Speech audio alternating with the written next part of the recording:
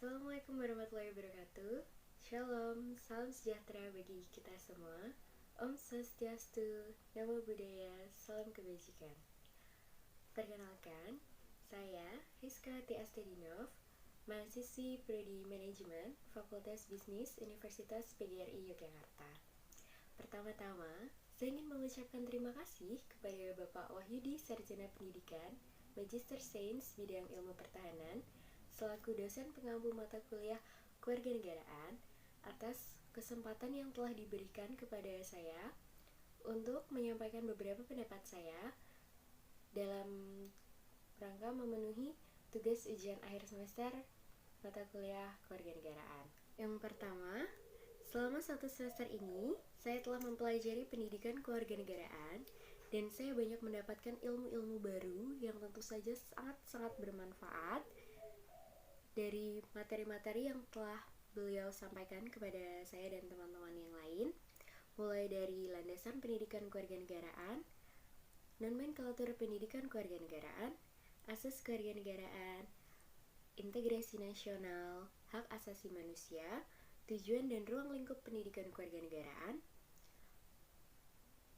identitas nasional, demokrasi di Indonesia, Undang-Undang Dasar 1945, dan konstitusi, sistem hukum di Indonesia, pendidikan politik, serta bela negara.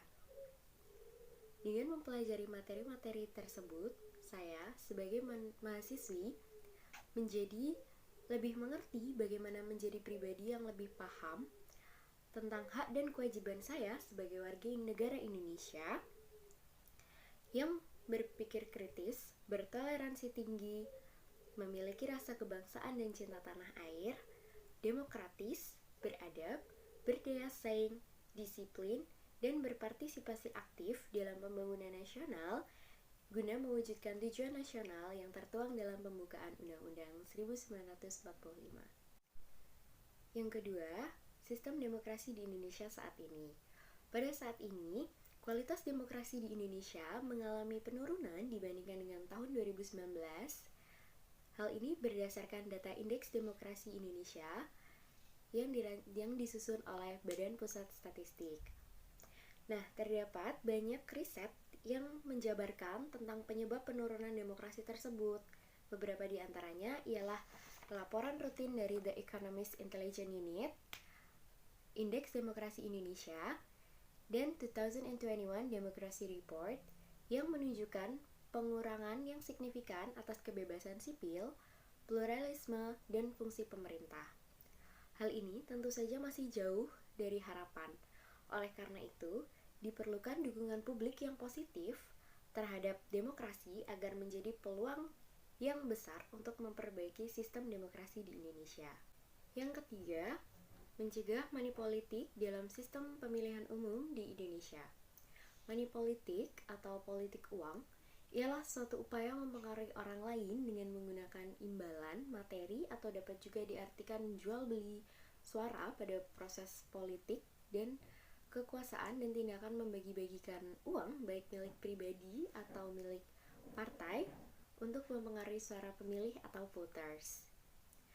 Nah, menurut saya, untuk mencegah money politik dalam pemilihan umum, diperlukan aturan hukum yang lebih jelas atas sanksi hukum dan juga sanksi administrasi jika terjadi pelanggaran mengenai politik uang.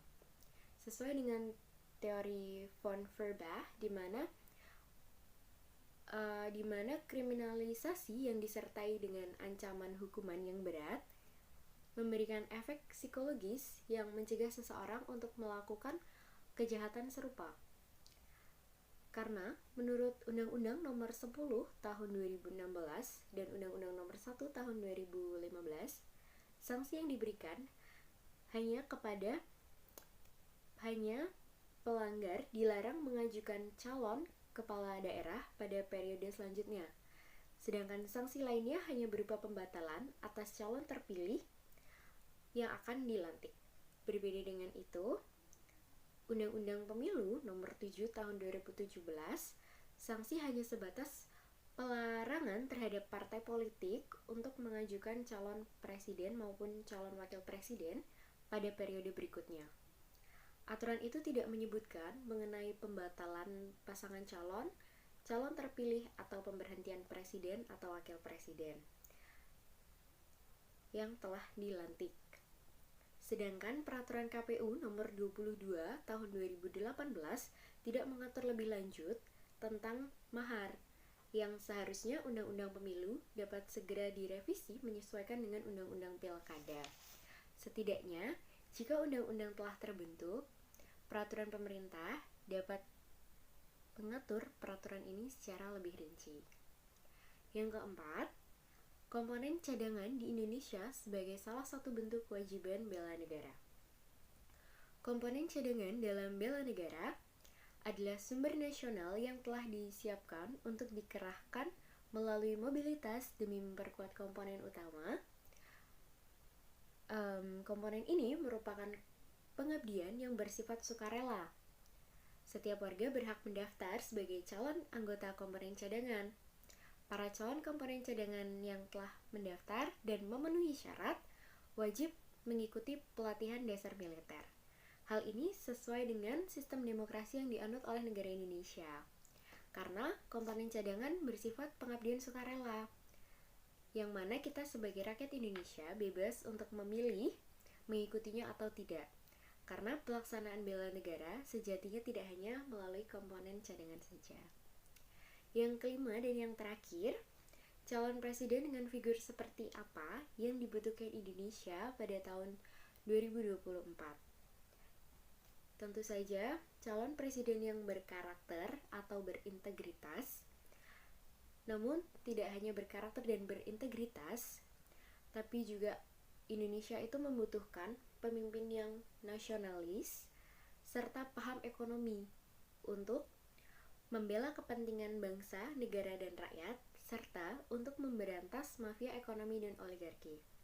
Karena pada saat ini, struktur ekonomi di Indonesia sangatlah rapuh. Maka dibutuhkan pemimpin yang paham ekonomi agar dapat membangun ekonomi yang berkeadilan seperti membasmi kemiskinan dan mengurangi kesenjangan.